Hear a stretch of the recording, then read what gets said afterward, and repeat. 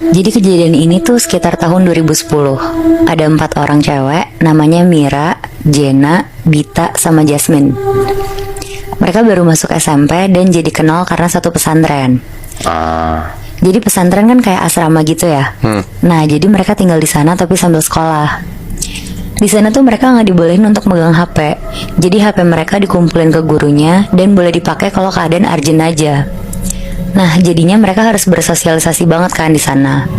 Tapi karena dari zaman baru masuk sekolah mereka udah akrab berempat, jadinya mereka tidurnya satu kamar. Satu kamar di pesantren itu kayak ada sekitar 10 orang. Nah, udah nih, suatu hari pas semua pelajaran udah selesai, mereka berempat jalan dari ruangan kelas ke kamar mereka. Jalannya tuh lumayan jauh, soalnya beda gedung kan.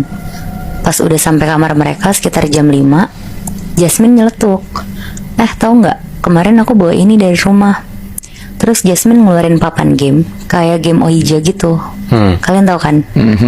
Jadi itu tuh kayak papan game. Ini game yang orang percayanya sih untuk manggil makhluk halus.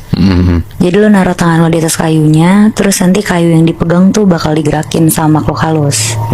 Karena di papan itu isinya ada tulisan yes, no, sama alfabet. Iya, oke, paham. Kebayang. Kebayang.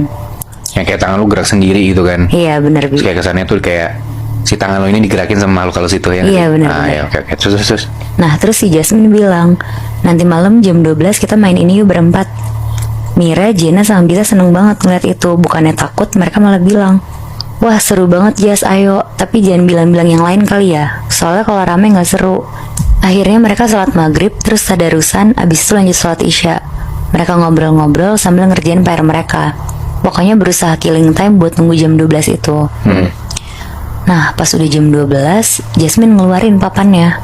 Mereka berempat ngumpul di balik selimut. Terus karena lampu udah mati, karena semuanya udah pada tidur, akhirnya mereka di dalam selimut itu tuh pakai senter Moebi. Dan terus mulai. Sebelum mulai mereka mikir mau nanya tentang apa ya. Akhirnya Bita tuh kepikiran untuk nanya tentang gedung pesantren ini.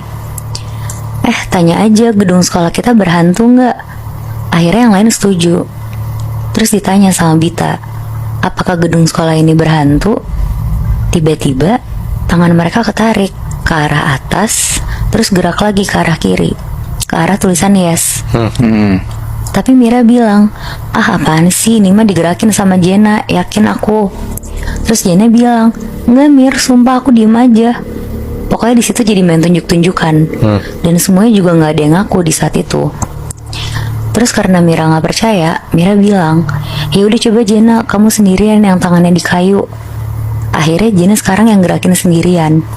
Terus yang lain mikir pertanyaan keduanya tuh apa. Oh, aku tahu, coba deh tanya, hantunya di mana? Akhirnya Jenna nanya. Pas tangan Jenna udah di kayu, kayunya ini nggak bergerak sama sekali, diem aja. Terus Jenna bilang, kayaknya nggak bisa deh kalau sendirian. Coba kalau kita berempat lagi gimana? Akhirnya mereka nyoba lagi berempat dan nanya lagi, hantunya di mana? Terus mereka naruh tangan mereka di kayu. Tiba-tiba kayunya ini gerak ke huruf D, pindah ke I, lumayan ngebut ke S, terus cepet banget gerak ke I, N sama I di sini. Di situ mereka langsung lepas kayunya dan panik banget. Pas mereka lagi ketakutan berempat, tiba-tiba selimut mereka tuh kebuka. Kayak selimutnya tuh ditarik kenceng banget gitu, Moebi. Mereka kaget terus langsung lari ke tempat tidur masing-masing. Paginya, pas mereka semua udah bangun, Jasmine bilang jangan sampai ketahuan guru mereka kalau Jasmine punya papan itu. Apalagi bilang kejadian semalam. Terus karena Mira penasaran, akhirnya dia bilang, ya udah, mending nanti malam kita main lagi. Dan gak boleh ada yang curang ya. Akhirnya mereka mandi, terus siap-siap ke gedung sekolah dan belajar kayak biasa. Nah, akhirnya pas udah jam 12 malam, mereka nyiapin semuanya kayak kemarin malam. Mereka duduk juga di bawah selimut yang mereka bikin dan pakai senter juga. Kali ini mereka nyiapin pertanyaan-pertanyaannya tuh dari jam 8 malam. Pertanyaan pertamanya, yang semalam itu siapa yang gerakin? Terus tangan mereka berempat ditaruh di kayu. Dan tiba-tiba kayunya bergerak. Jawabannya kayak ke huruf N, terus ke A, lanjut ke L, dan berhenti di A.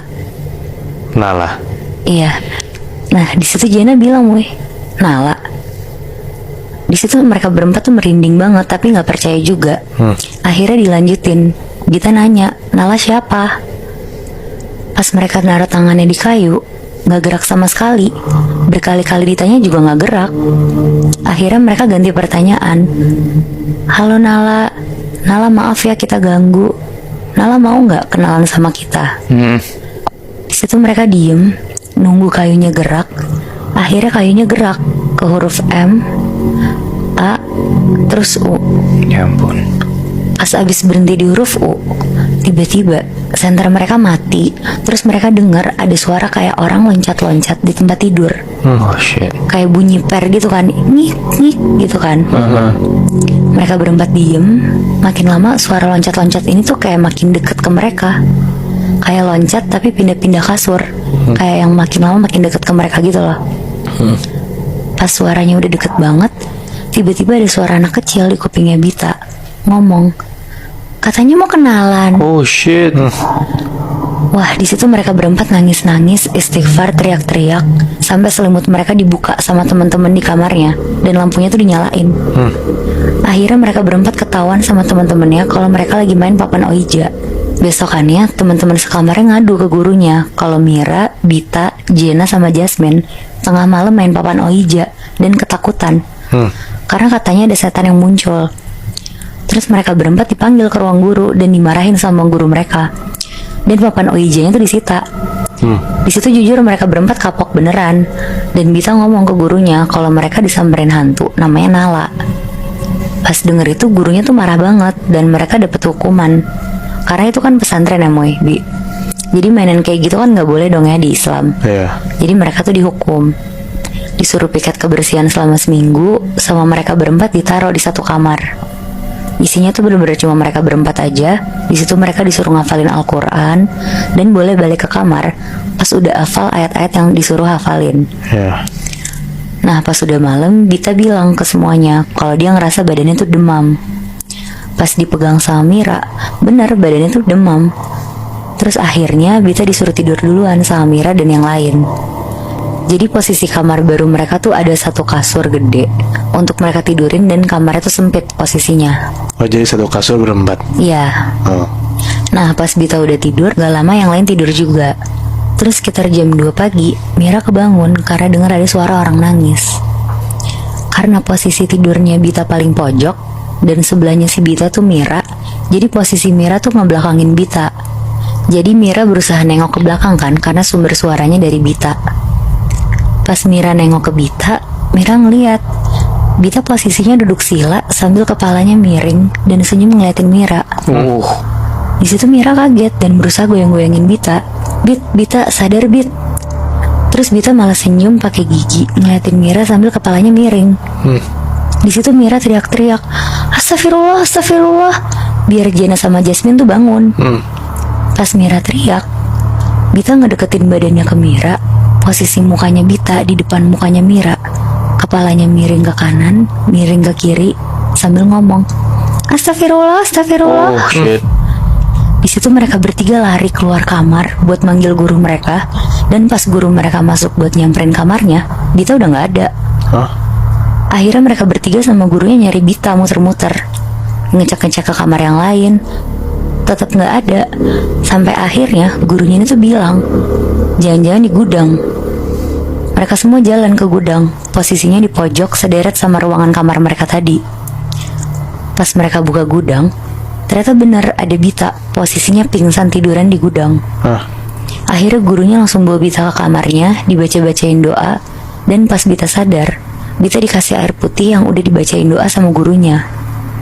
Terus di situ gurunya tuh bilang, Bi, kenapa mereka dihukum banget? Karena permainan yang mereka mainin tuh bisa ngundang arwah-arwah kan. Dan sekarang gurunya tuh yakin kalau Bita itu dihantuin sama Nala.